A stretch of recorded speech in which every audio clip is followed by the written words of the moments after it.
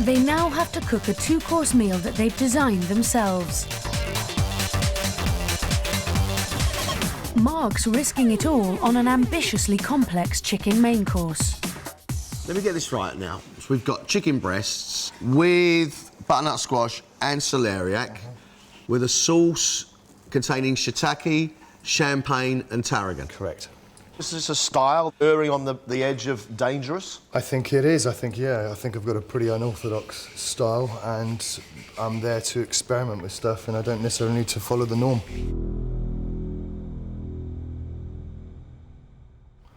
The predominant flavour is a dipping sauce, which actually is really pleasant with the fish. I understand why you've done it, because it's a good way of seasoning things. I don't think it's a dish you would write letters home about, but it's a competent dish, it's a good-looking dish, and it's a tasty dish. It's just not very pretty. I would love a bit of sugar in it. And for me to say that, that's quite extraordinary. I don't usually eat very much sugar at all. Now, I haven't tasted it yet. John went, that's sharp, it needs sugar. It's obvious why. To leave a cooking apple like a Bramley this whole, it's going to be really sharp.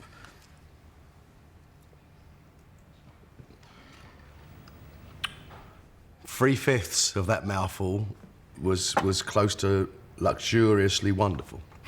And then I finished off with a really sharp apple, which made me go... Joe's made herb-crusted lamb cutlets with potatoes and sugar snap peas, followed by rhubarb crumble with a vanilla egg custard.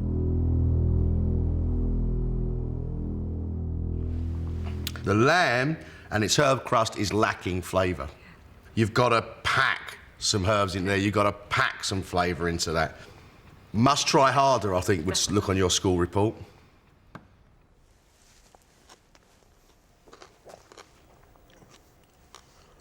The potato gratin's delicious. It could probably do a little bit more cooking. It's beautiful lamb. It just needs to be seasoned a bit more, and it needs to get a bit more heat on that fat and really bring out its true character. It is almost very, very good. Okay. Look at that.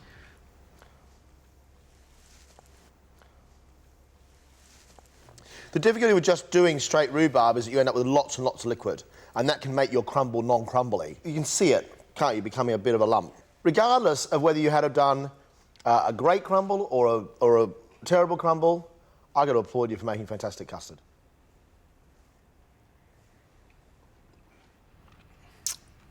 Cool. It's a shame it hasn't got the body of the crunch, but flavour-wise and inside there, yeah, that's... Oh, yeah.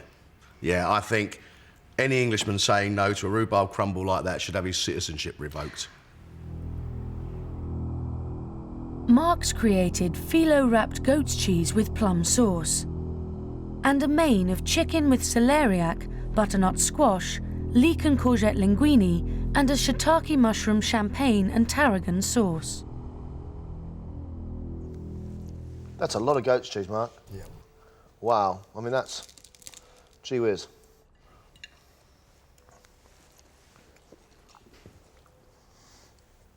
That sauce is mighty powerful. But thankfully that goat's cheese is strong enough to hold up against it. Doesn't wow me. Good flavours.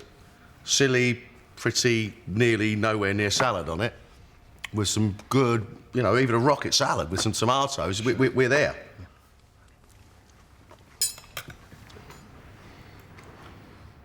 Tarragon chicken, champagne sauce, fantastic idea. The biggest disappointment for me is that there's no seasoning in your sauce. It's a bit wet and flappy. I've got to admire your work ethic because you've worked your socks off. And you just made it. There is too much going on that plate. I've got a hint of celeriac. Sweetness, cleanness, then in come the tarragon. Bosh, punching its way through everything else. Get out of my way, great big whack of tarragon. Learn when to leave alone, and I am willing to bet you are going to be a great cook.